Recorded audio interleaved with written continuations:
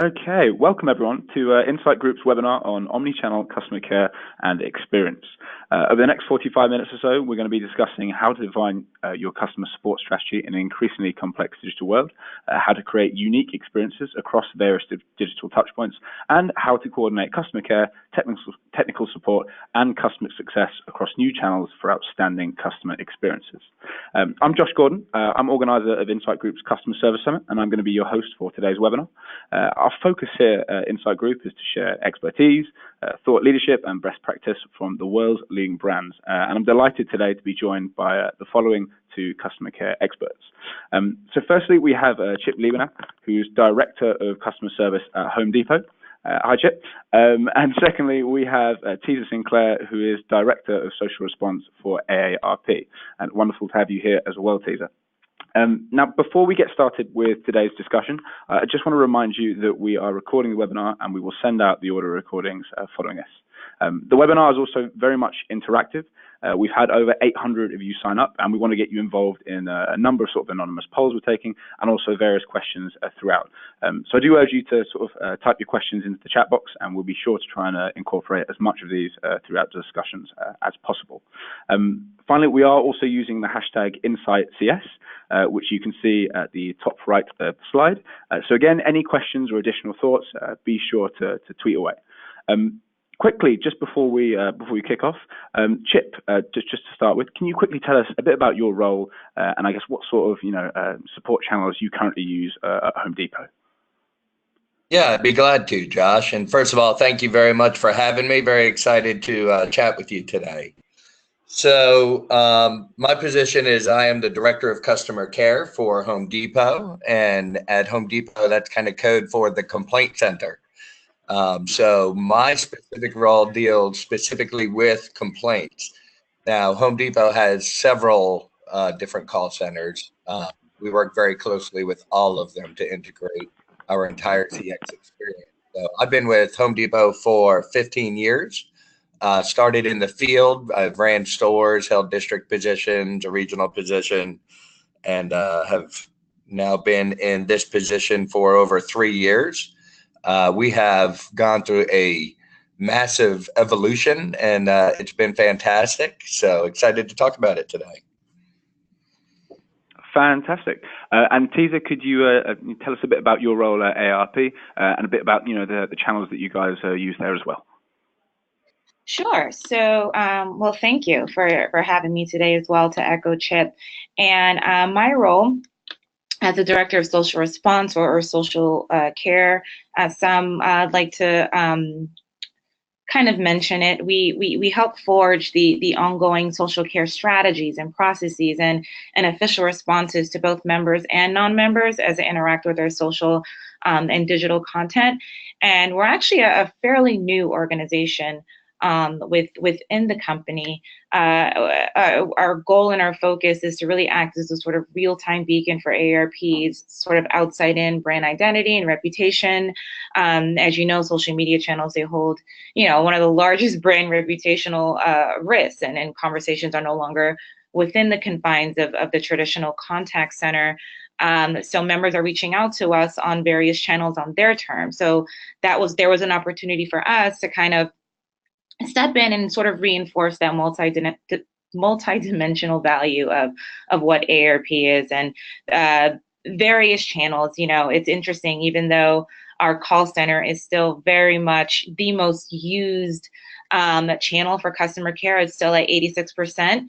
We still have our goal to implement more of these self-service online channels for our customers and our members and non-members alike. Wonderful. Well, it's fantastic to have you both on board for this. I guess a nice way to start the webinar and sort of gauge the temperature of our audience will be with our first poll. So that should be coming on your screens as we sort of talk now. Just as a quick sort of heads up, you can only select one answer, and we'll give you about 15 seconds or so to do so. So that should be coming up now. So the poll is, how much are you investing in new technologies and capabilities for customer care this year? So we have yes, this is priority. Yes, this is top priority. Yes, this is important to us. Not yet, but looking to, and no plans to. So we'll go for 5, 4, 3, 2, 1. Lovely. So the results are in there. So we have leading the way in with 56%, yes, this is important to us. Second, we have 22% with yes, this is a top priority. With 20% not yet, but looking to.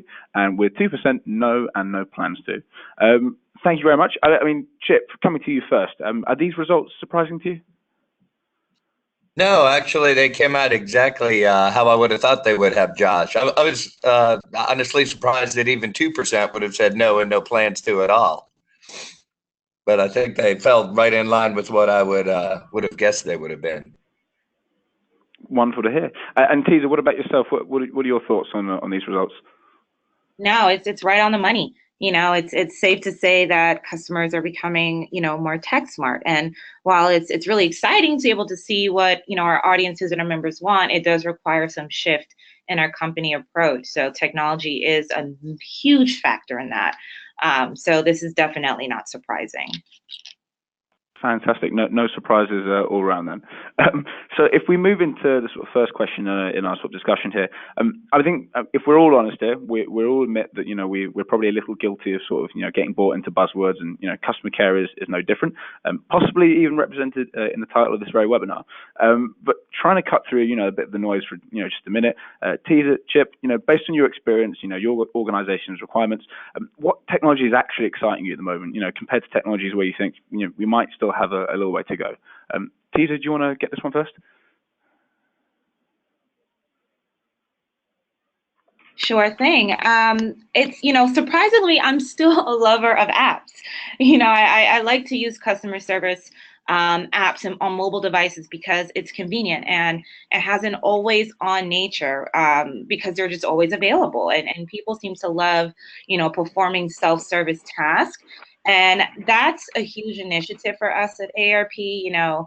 We have an initiative set in place for a future landscape focusing more on our self-service channels. People find it more convenient, and if it's positive, it can trigger a perspective that the organization that they're doing business with is customer focused and innovative. So by doing that, we hope to experience a larger, online engagement adoption for those seeking help and guidance and conversation. And this includes, self-service chat, community, social channels.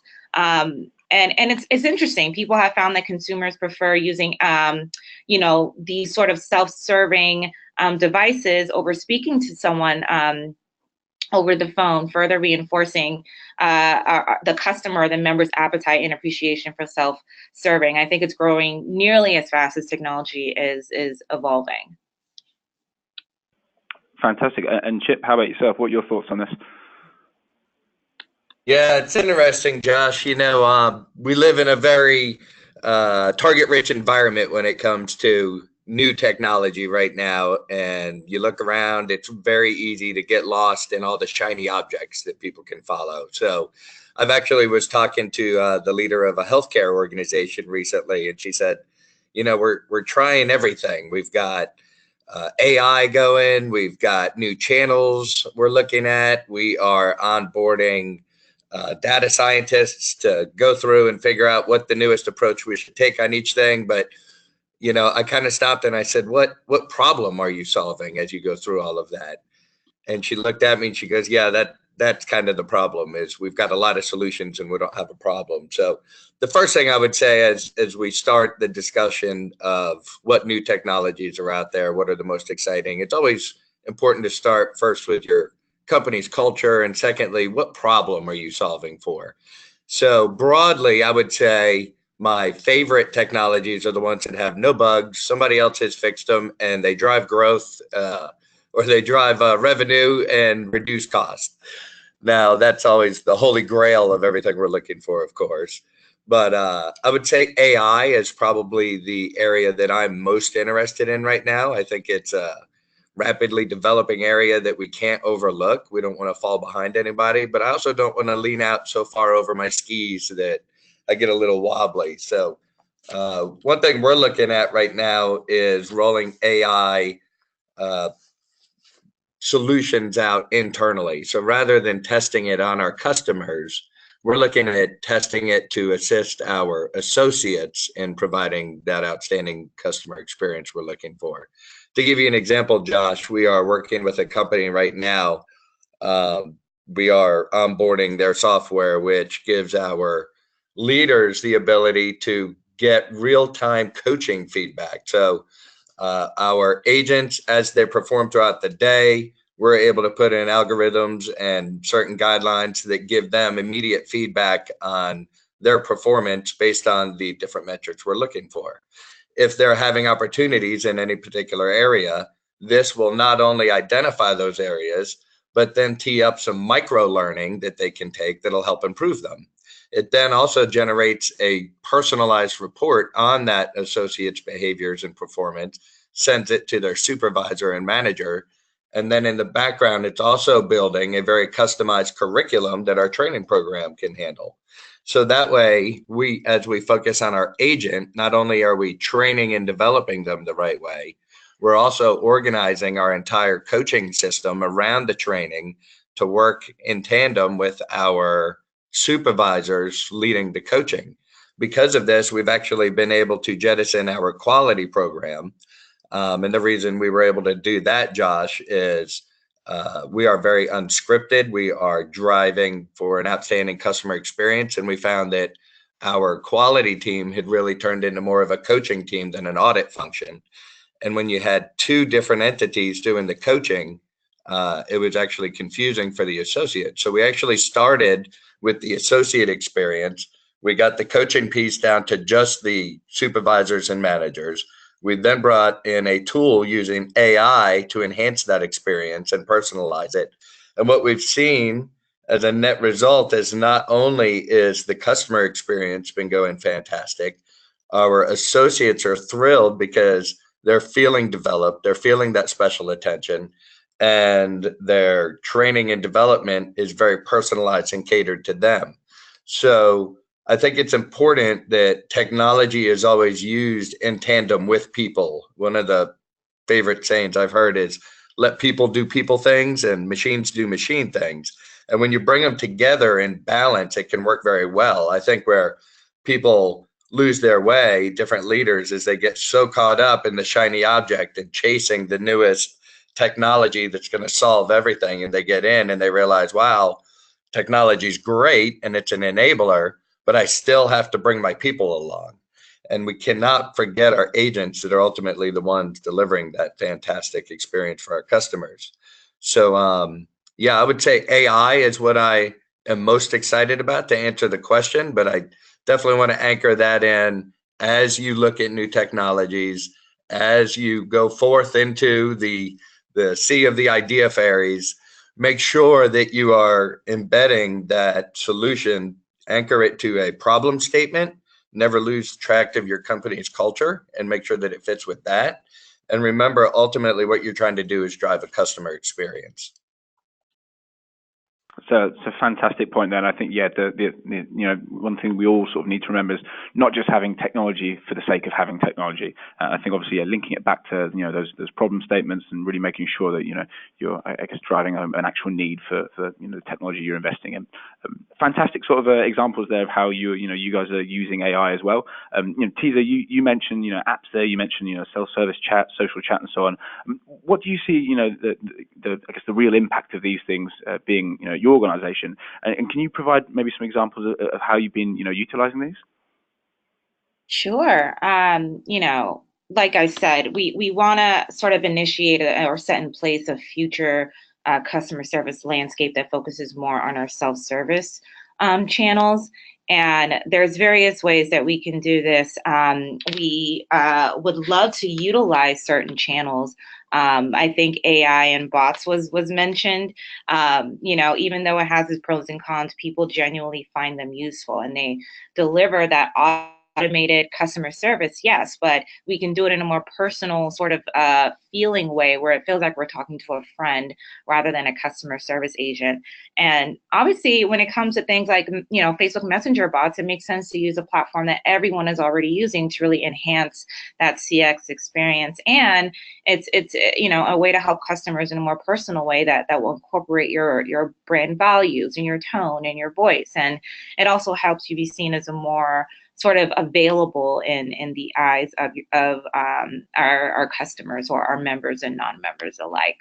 And with all of these connected devices, you have your PCs and your phones and your smartphones and your tablets and your game consoles. Customers or consumers across all demographics, they now share that sort of common trait. They feel empowered, right? They now have the freedom to choose how they interact with companies and brands and how they interact with each other. And they kind of readily switch between these new platforms and devices. And as a result, they tailor the experiences to really suit their needs. And even though things like self-service and technology is obviously on the rise, a significant, in my opinion, significant and growing group of consumers, they want it both ways. They want to perform those self-service tasks on, let's say, an app, but they also want to connect to an agent without having to hold or anything like that, when an issue can't be resolved using other channels. Fantastic. And you mentioned obviously that quite a big theme for everyone, sort of customer care at the moment, self-service. We actually have a sort of quick question from the audience here, focusing around chatbots. And I'd be interested to hear both of your thoughts on how you guys see that technology developing and whether you've seen a real usage case yet in your organization. Tisa, do you want to quickly take that one? Sure. Like I said, it's something that we personally don't have in place yet, but with bots on the rise, it's definitely something that we are looking to invest to really just enhance that customer experience even further. We think is extremely important, to kind of keep pace where with all the places that our customers are spending their time, and obviously jumping on every sort of channel or need out there is not needed because of our particular demographics. It's really important to continually, test these new marketing channels and these new features to really supplement and evolve your overall acquisition and retargeting strategies. So it's extremely important. It's something that we definitely have set in place to test and to hopefully use. And I definitely see a case on how it will enhance our customers' experience even further. Fantastic. And Chip, what about yourself? Yeah, I would echo a lot of what Tisa said there, Josh. I think the industry as a whole is looking at chatbots again as it's new, great technology. It can potentially provide a lot of consistency in what we do. But I think the scope of what you're going to handle with a chatbot has to be relatively limited. So with today's current technology around chatbots, I would be very uncomfortable putting them in front of customers, answering what we consider unscripted, dealing with a lot of emotions where a customer's calling in because something went wrong with an install in their kitchen, or say, they were getting some flooring installed and they cut a pipe and there's water flowing everywhere. Something like that would be very difficult for us. Now, where it works very well would be, hey, is this store open? What are the hours? Do you have this item in stock? So again, what we're doing, our approach to this is to try it internally first. So as we look to enhance and broaden the abilities of our agents to access our knowledge database, which again has everything in it from, our SOPs to contacts, etc. We are looking at experimenting with chatbots for our agents to use behind the scenes to support them to getting to their answers quicker so that they can service the customer. As far as diving straight into customer facing chatbots, we are not there yet. I don't think the technology is where we need it to be yet, but I do know of many companies that do it very successfully, particularly as it comes to examples like I was saying, placing an order, simple inquiries. So it'll be interesting to see how that technology evolves in the very, very near future. I think it'll start I think it'll be much bigger within the industry. And some have done a great job already of using a lot of natural language. You don't even know you're talking to a chatbot. But yeah, we are not there yet. Okay, fantastic. Well, wonderful responses from both of you there. I think, yeah, the sort of the feeling I think a lot of people are getting is, fantastic technology, but, are we there yet with our organisation? And I guess really looking at the sort of, usage cases for it as well. But wonderful. We've now sort of covered some of the, the technological innovations in the space. But I guess I'd like to move on to something maybe, even more closely tied to sort of omnichannel topic, and really that's, the proliferation of new platforms themselves. So we're going to bring up another poll now, which should be coming onto your screens right now. So the poll is, to what extent is your business investing in new channels and platforms? So the answers are yes, this is a primary focus, yes, this is important to us, not yet, but looking to, and no plans to. So we'll give you guys about 15 seconds to answer now.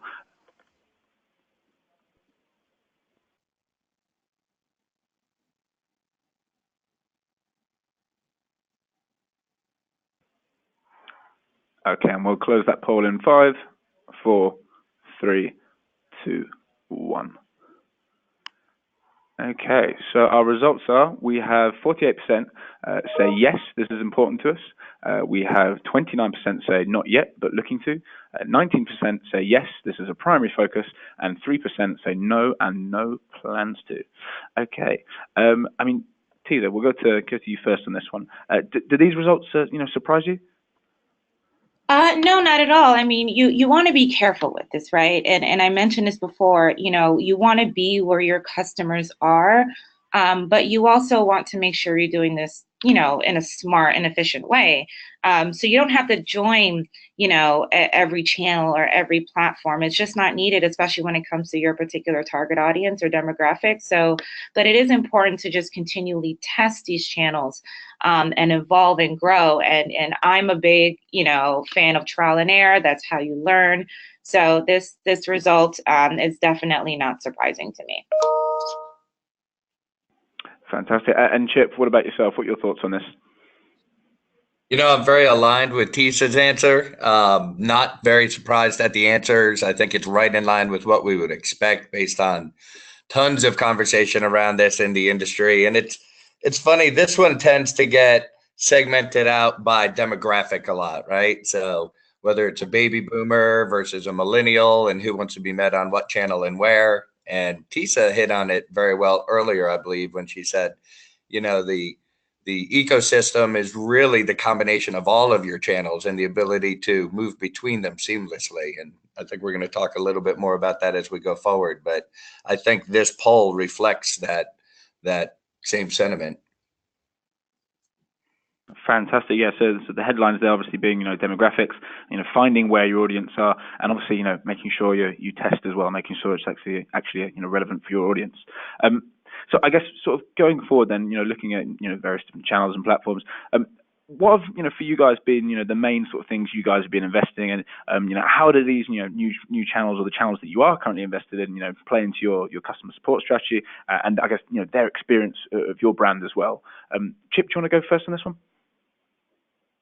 Yeah, I would love to. And I'm glad that you ended that talking about brand, because it goes back to me talking about anchoring everything in your company's culture. As I think of customer care for us, one of our largest priorities is to always protect and represent our brand. We should be a brand enhancing experience. So after somebody talks with us, they should come away with our brand promise reinforced. And so as we look at what are the correct platforms to be on, the right channels, it's all about communicating effectively with the customer. And so, again, naturally, it lends itself to say, well, this demographic wants to go on this channel and that demographic goes on that channel. But again, I go back to the ecosystem. But I want to back up a little bit and talk about something that I don't think is discussed a lot is, particularly as you have an organization as large as Home Depot, we obviously don't have just one call center. We have several that support us. Everything from our .com team is huge, and they're much farther down the road than my team is when it comes to multi-channel. However, they also have a different purpose. They are a revenue generating call center, and They do a fantastic job of it, and they drive our customer loyalty every day, and they protect our brand. So it's important for them as a revenue generating organization to go meet every single customer where they need to be met to make it as convenient as possible, follow up, and that constant stream of communication based on not just our orders, but if something went wrong, how about the delivery? What about the receipt or return, et cetera. For myself, heading up the customer care organization, we have to cover the entire company, everything that deals with our brick and mortar stores, essentially. So everything from services in the store that are offered at the people's home, to the products, to the experience inside the store.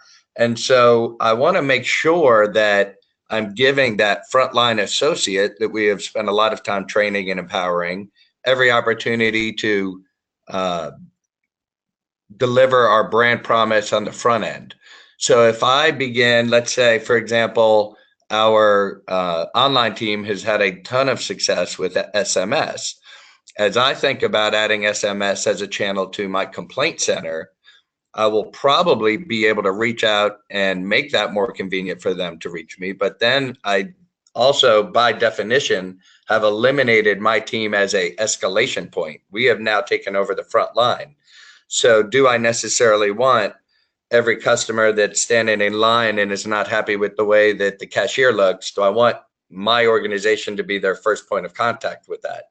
I want to make sure that I'm balancing it again with our frontline associates in the store, the managers, the leadership that's in that store, and give them the first shot at addressing any brand misses we have. So as I think about what channels we want to explore, I also go back to what is our priorities. And number one is always to protect the brand, but number two is to serve as a point of escalation for our customers when they feel like somewhere along their customer journey, we missed the brand promise. And my job is obviously to save that customer, keep them from leaving, and keep them a customer for life. So having said all of that, I tend to differentiate call centers from non-revenue generating, which their goal is generally cost out, and then revenue generating, which is their goal is generally to grow and drive revenue.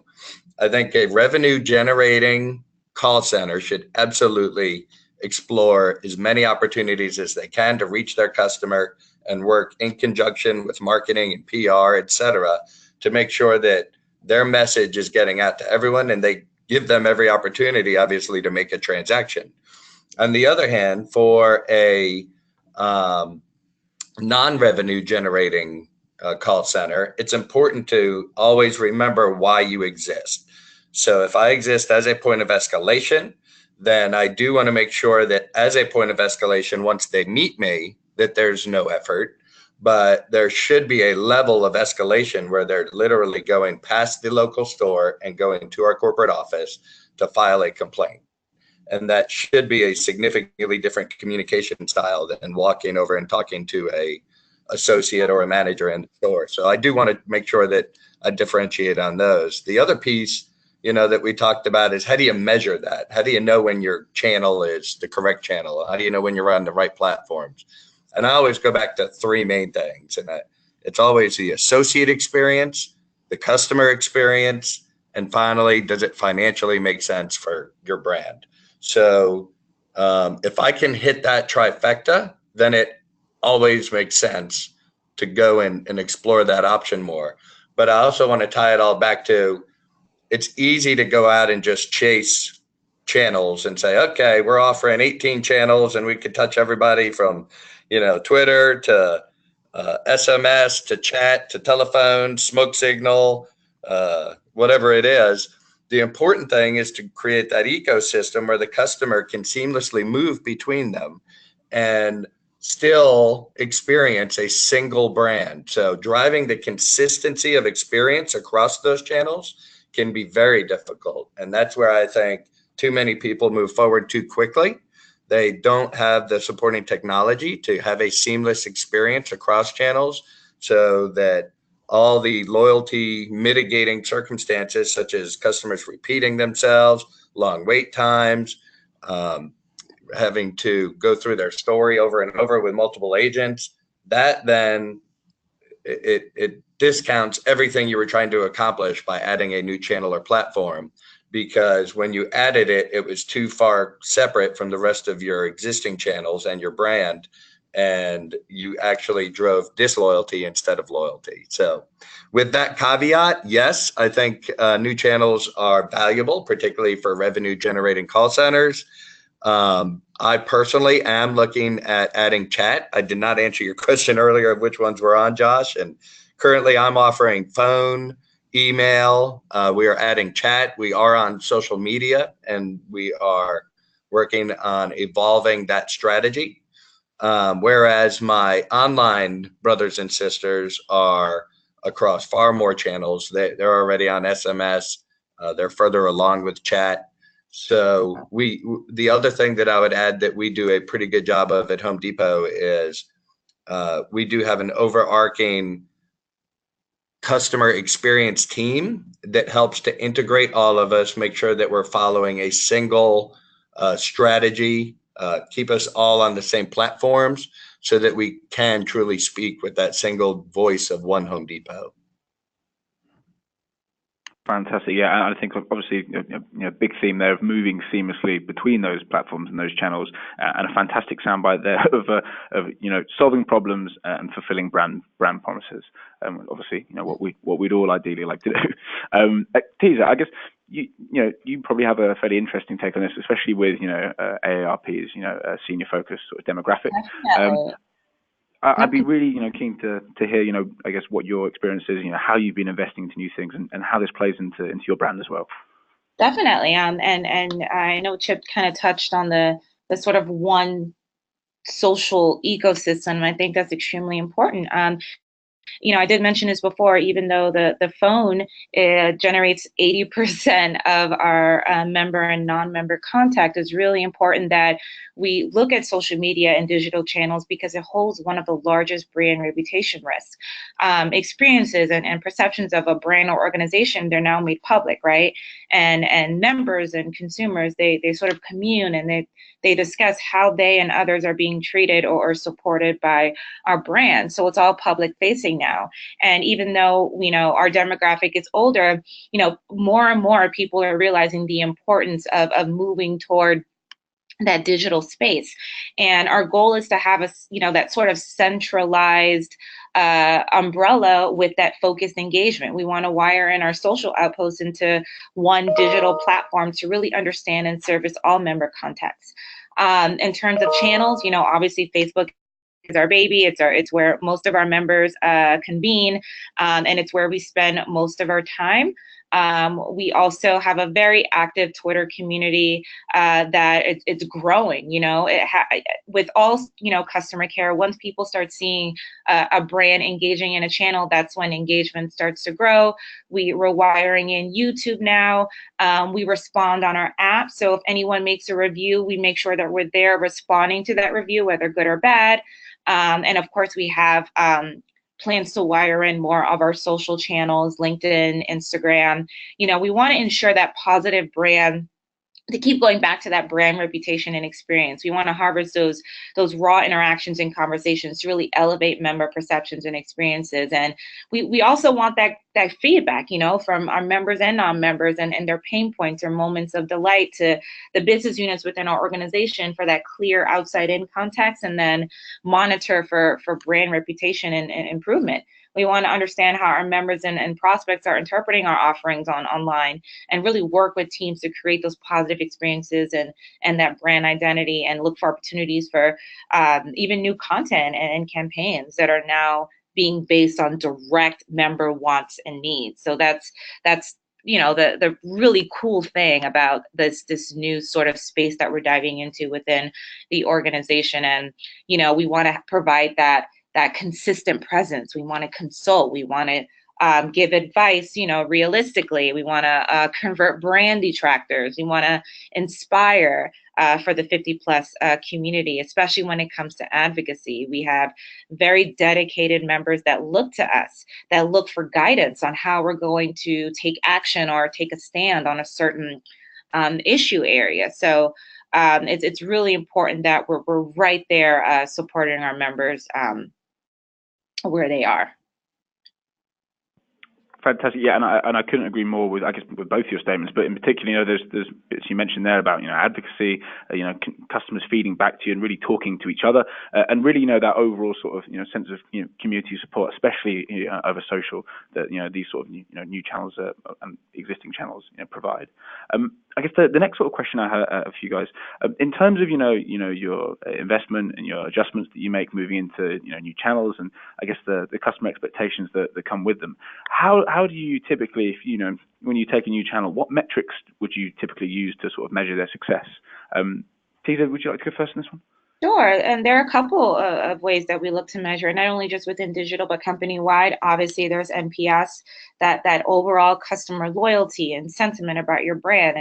It's really defining the pulse of what people feel about your company. You know, how likely, you know, asking questions like how likely are you to recommend, you know, your company or your product or your service to a friend or a colleague, and you know, what is the reason for why you rated this? And of course, that leads into that customer satisfaction, that CSAT.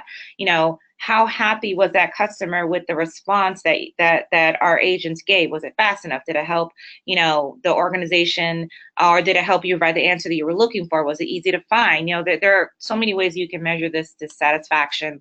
And then I would say SLAs, you know, our resolution response time. We try to answer, you know, our private messages within the hour, everything else within 24 hours, making sure that we're meeting our customers' demand in a timely fashion. Wonderful. And Chip, how about yourself?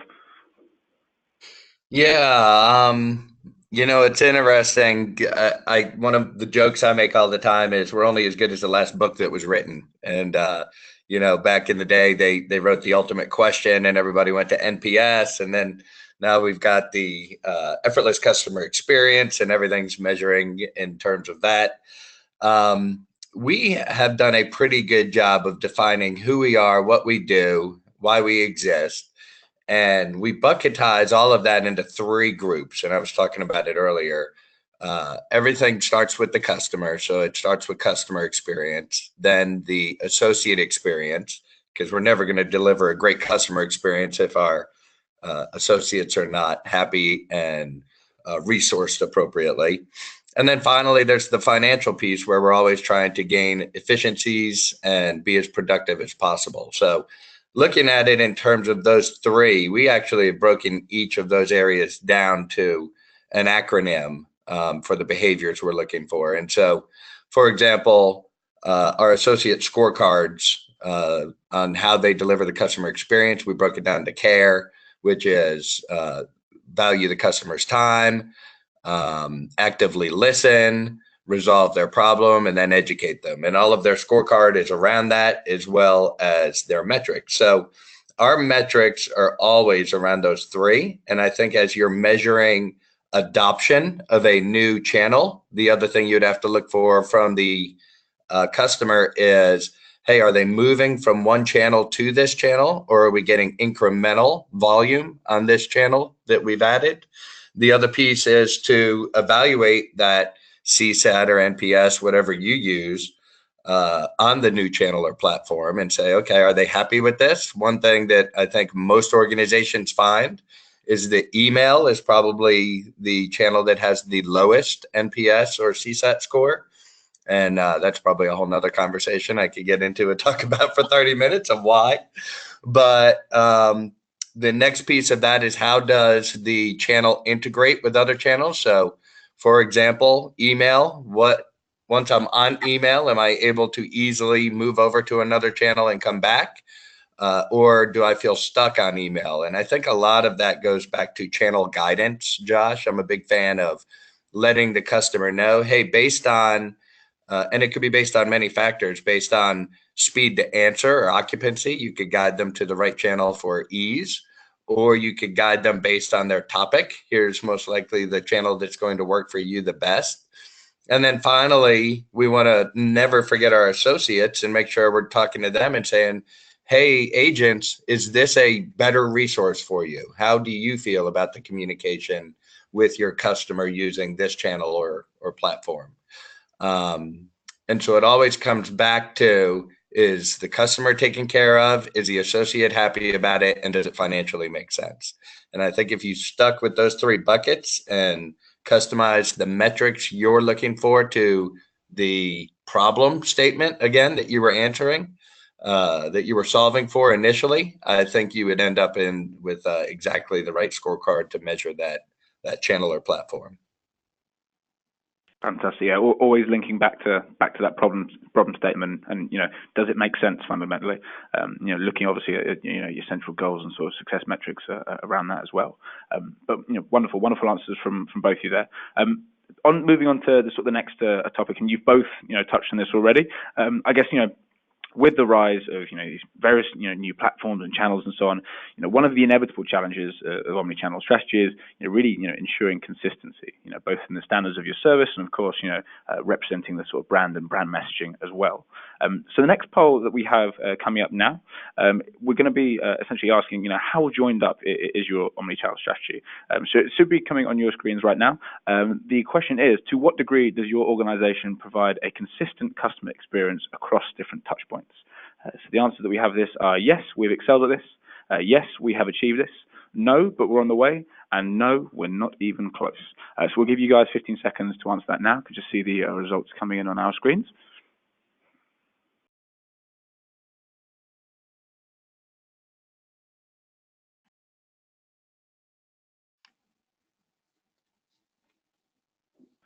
Okay, so we've got 5, 4, 3, 2, 1.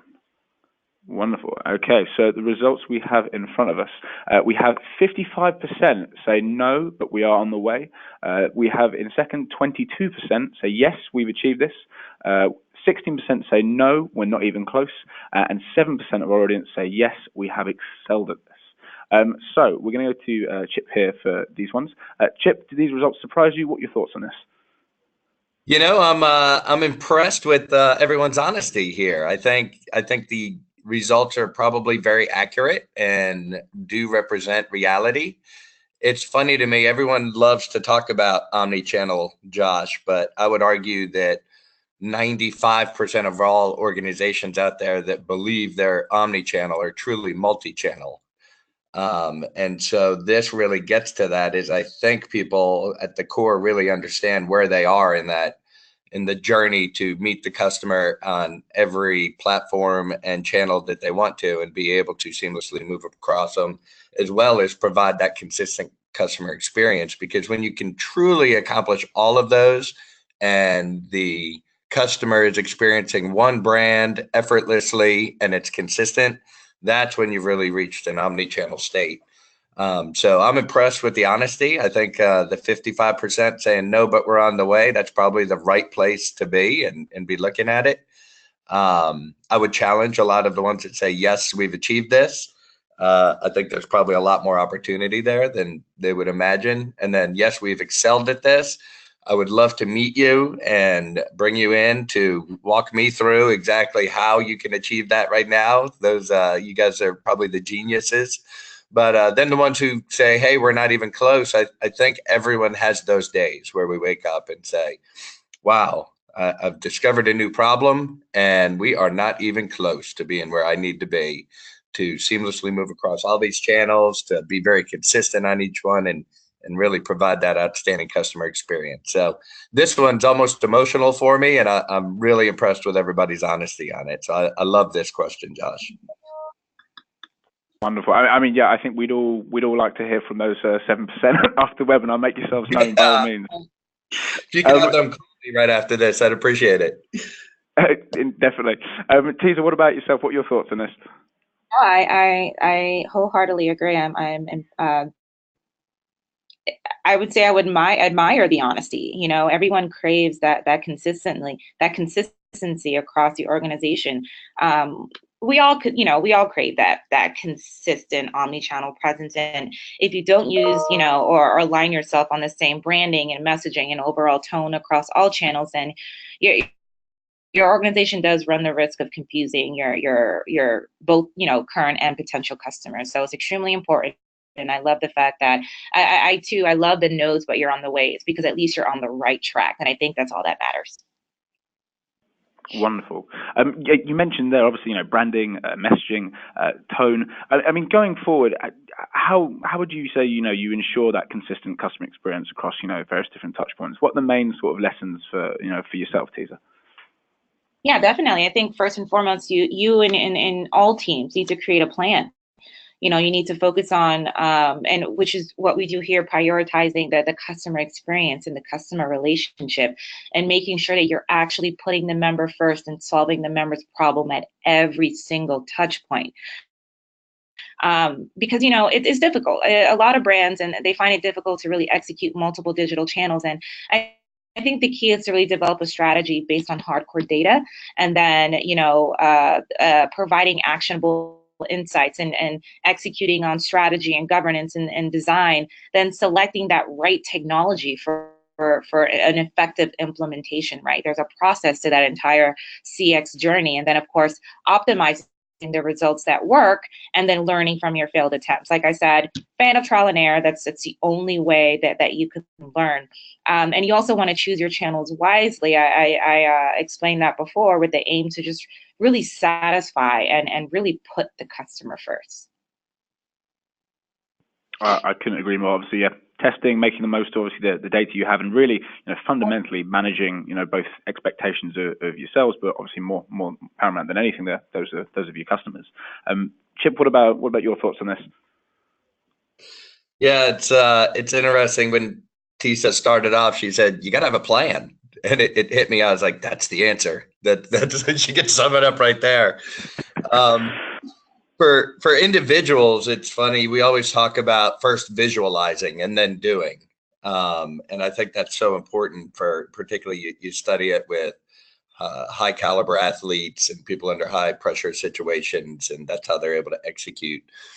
I think organizations often forget to do the visualization for the organization and to define what right looks like. And to her point, you got to start with the end state of what is that experience that we're trying to create across all touch points and channels, and how do we define it? And then how do we train you to get there? And then how do we resource you to get there? And then she talked about the trial and error. We're very big on iterative approaches to these things. So particularly as we add a new channel and we go through and we say, okay, here's the end state. Here's where we want to get to. We know where we are today. So let's define that visualization for everyone and tell them what it looks like when they do right. And then we want to fail often and quickly. So as we go through that iterative process of failing and failing and failing, we're actually looking at each one as a step in the right direction, because once you identify what doesn't work, you obviously know what does work. It's interesting. One of the things that's worked really well for me at my organization is I'm a fan of storytelling. And a lot of my leadership style is around that. And everyone in the past had really tried to say what customer care is going to be, and where we're going by defining this futuristic organization.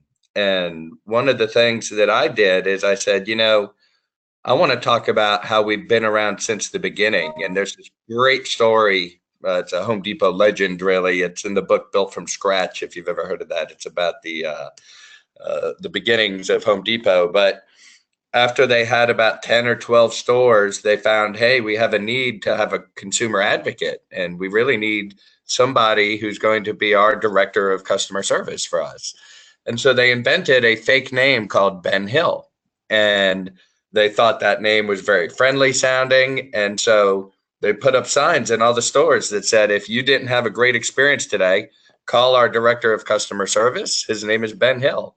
And so they had this phone, and whenever it rang, whoever could get to it, they became Ben Hill. And whether it was the founders or the CFO, whoever it was, they all answered that phone. And their number one goal in life was to take care of that customer, make sure that we met our brand promise, and to make sure that that customer never left the Home Depot. And that worked well for us. So we have actually anchored ourselves to the Ben Hill story. So to deliver that consistent experience across channels, we challenge our agents to be Ben Hill. And you will actually see pictures if you came into my center of they have pictures of themselves and it says, "I am Ben Hill." We even have boards up that we call "What the Hill." And the agents are able to go up and list the items and the obstacles and the process issues that keep them from being Ben Hill. And so we're able to drive improvements from the bottom up. And I think once you drive a culture of doing the right thing and taking care of the customer, that's the first step.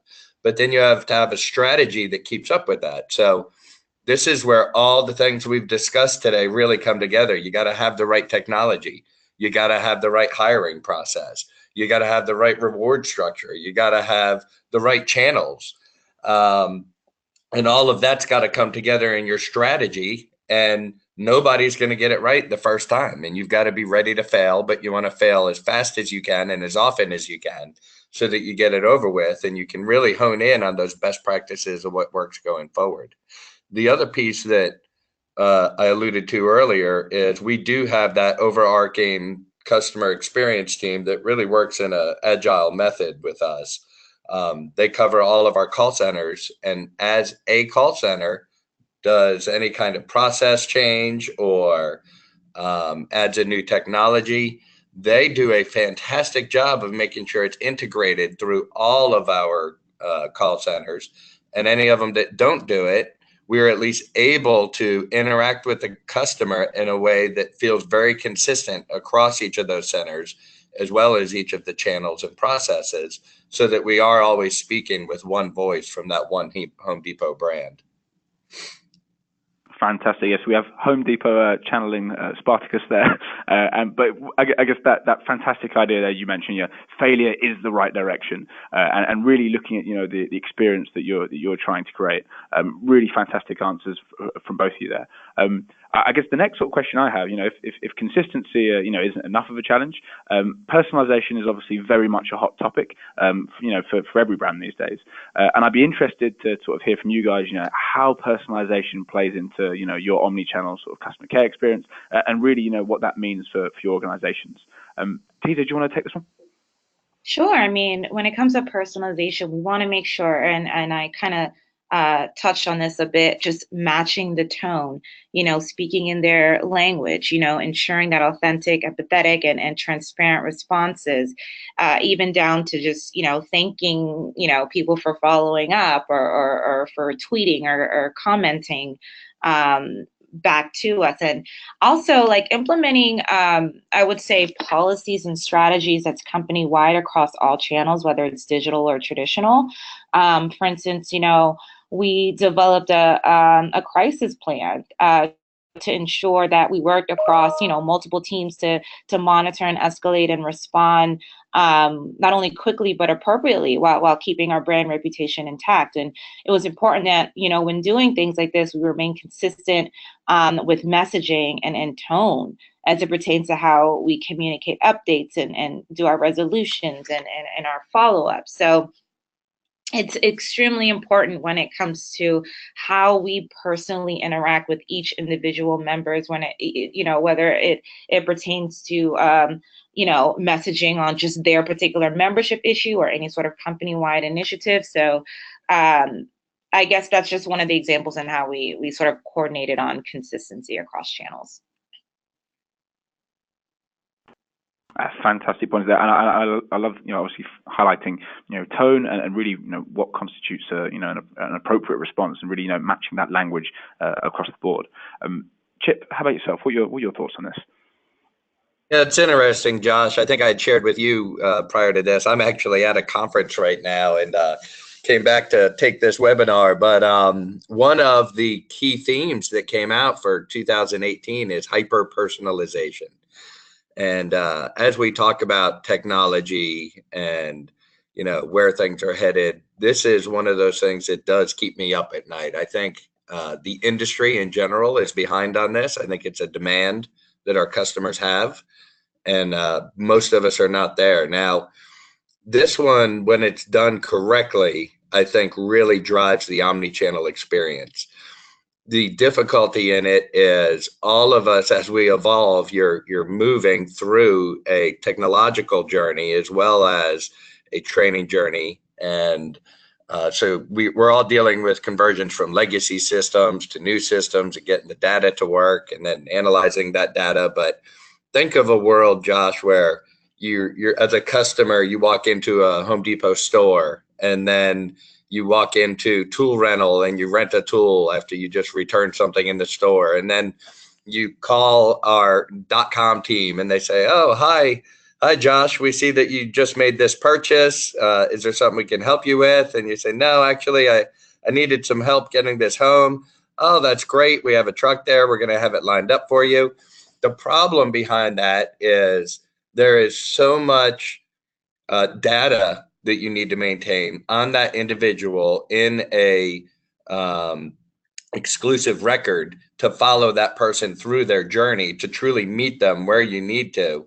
That would be where I want to get. I think our overarching CX team has that vision. It's the vision of a one Home Depot.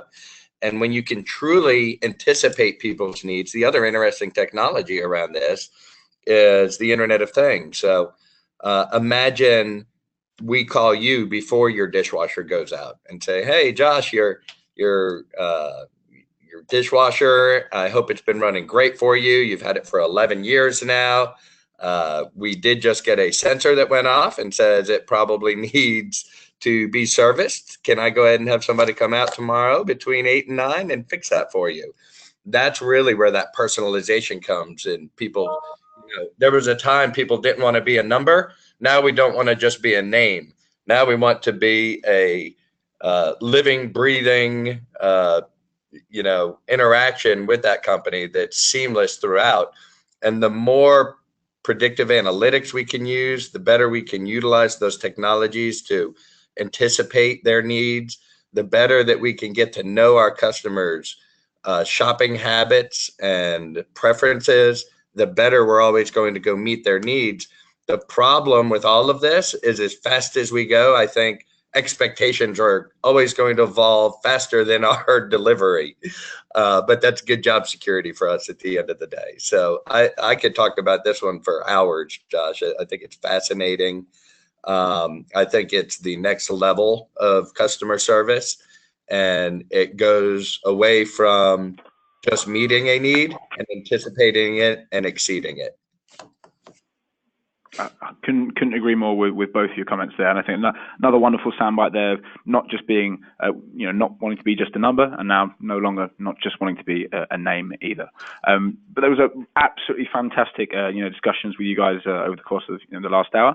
We've covered quite a bit. I guess it'd be fantastic to hear from both of you. I guess one lasting thought for our listeners, who are trying to create those outstanding sort of joined up omnichannel experiences. What your final thoughts on the discussion would be. Chip, do you want to go for this one quickly? Yeah, absolutely. And let me just thank you again, Josh. I really enjoyed it. And Tisa, I look forward to meeting you in the future. I've really enjoyed your answers. I would say there's just 3 basic things that I would say for everyone to keep in mind as best practices going forward, or tips. Number one, you've heard me say this several times throughout this conversation. Always start with a problem statement. Don't add channels just to add channels. Don't add technology just to add technology. Make sure all of your solutions are anchored back to a problem that you're solving, and start with the problem. And all of your problems should essentially be anchored back to, what does my customer need? So if you always start with your customer and your solutions are anchored to problem statements, I think you will stay centered and balanced and not get lost in the maze. The next thing that I would say, Josh, is it's important to remember your people as you go through your journey. Too often I see organizations get so focused on their strategy and their resources and their technology that they've totally forgotten they have an entire team of people out there that are really your best investment. I mean, do not stop investing in your people, developing them. They're going to be the leaders of tomorrow. They're the ones who are making that connection with your people every day. And the sub bullet of that, I would say, is be true to your culture. So you've got to be authentic in what you do. Home Depot has a very unique culture. I've told you how we anchor ours back to the Ben Hill story, and our associates understand that They are Ben Hill, which implies that they are empowered and they have all the trust that they need from and the backup and resources from their leadership team to take care of that customer. And they understand the culture behind that. And our leaders are held accountable to making sure that all of those associates have the resources, the training, and the tools to deliver that great customer experience. And then we embed all of that within our vision and our strategy. And as we identify problems, we then go out and find the correct solution to solve that problem.